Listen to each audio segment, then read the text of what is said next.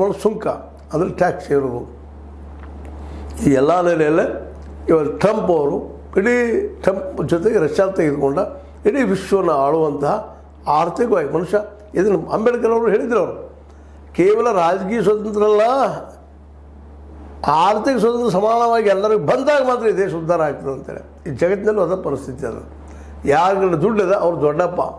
ಈಗ ಅಮೇರಿಕಾ ಮತ್ತು ರಷ್ಯಾ ಒಂದಾದ್ರೆ ವಿಶ್ವದ ದೊಡ್ಡಪ್ಪ ಅವ್ರು ಹೇಳಿ ನಾವೆಲ್ಲ ಕೇಳ್ಕೊಂಡು ಹೋಗುವಂಥದ್ದು, ಎಲ್ಲ ವ್ಯಾಪಾರಗಳು ಬ್ಯಾನ್. ಇದು ಬಂದು ನಾವು ಬದುಕು ಕಷ್ಟ ಅನ್ನುವಂಥ ವಾತಾವರಣ ನಿರ್ಮಾಣ ಆಗಲಿಕ್ಕತ್ತದ. ಹೀಗಾಗಿ ಮೋದಿಯವರು ಇವತ್ತು ಹತ್ತ ರಷ್ಯಾದ ಹತ್ತೋ, ಅಮೇರಿಕ ಹತ್ತೋ, ಚೈನಾದ ಹತ್ತೋ ಸ್ವತಂತ್ರ ವ್ಯಕ್ತಿತ್ವ ಬೆಳೆಸ್ಕೊಂಡದನೋ ಅನ್ನುವಂಥದ್ದು. ಇವತ್ತಿನ ಸ್ಥಿತಿಗತಿ ನೋಡಿದರೆ ಭಾರತಂತೆ ಕಾರ್ಪೊರೇಟ್ ಕೈಯಲ್ಲಿ ಗುಲಾಮ್ ಆಗುವಂಥ ಪರಿಸ್ಥಿತಿ ಅದ. ಎಲ್ಲ ಇಂಡಸ್ಟ್ರಿಗಳು ನಾವು ಕಾರ್ಪೊರೇಟ್ ಕೈಯಲ್ಲಿ ಕೊಟ್ಟಿದ್ದು, ಕೆಲವು ಕುಟುಂಬಗಳ ಕೈಯಲ್ಲಿ. ಅವ್ರು ಹೇಳಿದಂಗೆ ಕೇಳುವಂಥ ಪರಿಸ್ಥಿತಿ ಇವತ್ತು ಬಂದಿದೆ. ಜನರೇನು ಕೇಳೋ ಅವಶ್ಯಕತೆ ಇಲ್ಲ, ಅವ್ರನ್ನ ಕೇಳೋ ಪರಿಸ್ಥಿತಿ ಇವತ್ತು. ಅವರಿಗೆ ಅನುಕೂಲ ಆಗಲಿ ಅನ್ನೋ ದೃಷ್ಟಿ ಇಟ್ಕೊಂಡು, ಅದಾನಿ ಅವ್ರಿಗೆ ಅನುಕೂಲ ಆಗಲಿ ಅನ್ನೋ ದೃಷ್ಟಿ ಇಟ್ಕೊಂಡು ಮೋದಿಯವ್ರು ಏನು ಮಾತಾಡ್ತಾ ಇಲ್ಲವೋ ಅಂತೇಳಿ ಕಾಂಗ್ರೆಸ್ಗೆ ಪ್ರಶ್ನೆ ಮಾಡ್ತಾ ಇದ್ದಾರೆ. ಎಲ್ಲ ನೆಲೆಯಲ್ಲೇ ಇವತ್ತು ಮೋದಿಜಿಯವರು ಭಾಳ ಸ್ಪಷ್ಟವಾಗಿ ಏನಪ್ಪ ಅಂತಂದ್ರೆ ಒಂದು ನಿರ್ಧಾರ ತೆಗೆದುಕೋಬೇಕಾಗ್ಯದ. ನಾವು ಎತ್ತ ಏನು ಅಂತೇಳಿ ಟ್ಯಾಕ್ಸ್ಗಳ ಬದಲಾಗಿದ್ದು ಸ್ಪಷ್ಟ ನಿಲ್ಲುವಂತ ಆಳಬೇಕಾಗ್ಯದ. ಮತ್ತು ಈ ಟ್ರೇಡ್ ವಾರ್ ಆಲ್ರೆಡಿ ಆರಂಭ ಆಗಿಬಿಟ್ಟದ. ಈ ಏಪ್ರಿಲ್ 2ರಿಂದ ಇನ್ನೂ ಜೋರಾಗೋದ. ಮುಂದೆ ಏನು ಪರಿಸ್ಥಿತಿಯೋ ಏನಾಗ್ತದೋ, ಇನ್ನೂ ನಾವು ಎಷ್ಟು ಕೆಳಗೆ ಇಳಿತೀವೋ. ಈಗಾಗಲೇ ಶೇರ್ ಮಾರ್ಕೆಟ್ ಬಿದ್ದು ಹೋಗ್ತಾ ಇದೆ.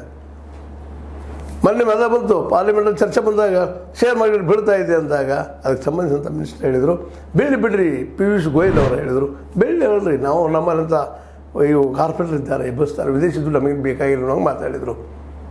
ಇದು ಉಡಾಪಿ ಮಾತು, ವಾಸ್ತವದ ಮಾತು. ಆದರೆ ದೇಶ ಮಾತ್ರ ಆರ್ಥಿಕವಾಗಿ ದಿವಾಳಿ ಹೇಳಲಿಕ್ಕಂಥದ್ದು ಅನ್ನೋದು ಅಷ್ಟು ಸತ್ಯದ.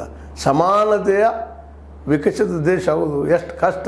ಯಾಕಂದ್ರೆ ಈಗ ನಾವು ಇನ್ನೂ $4 ಟ್ರಿಲಿಯನ್ ಮುಟ್ಟಿಲ್ಲ ಅಂತ ವಾರ್ತೆಗಳಿದ್ದಾವೆ.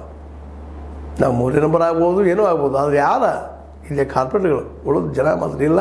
ನಾವಿನ್ನೂ 140ನೇ ನಂಬರ್ದಲ್ಲಿದ್ದೀವಿ ಪರ್ ಕ್ಯಾಪಿಟಲ್ ಇನ್ಕಮ್ ಪ್ರಕಾರ ಅಂತ ಹೇಳ್ತಾ ಮೋದಿಯವರೀಗ ತಮ್ಮ ಒಂದು ನಿರ್ಧಾರ, ವಿದೇಶಿ ನೀತಿಯ ನಿರ್ಧಾರ ಅವರಿಗೆ ಮಾಡುವಂಥ ತೆಗೆದುಕೊಳ್ಳುವಂಥದ್ದು ಬಂದದ.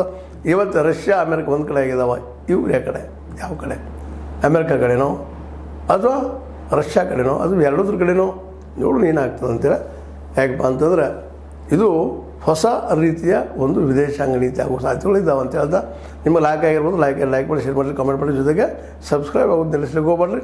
H60 ನ್ಯೂಸ್ ಅರ್ಥ ಸೀತಾರಾಮ್ ಇದು ಸತ್ಯದ ಕೈಗಳಲ್ಲಿ ವಂದನೆಗಳು.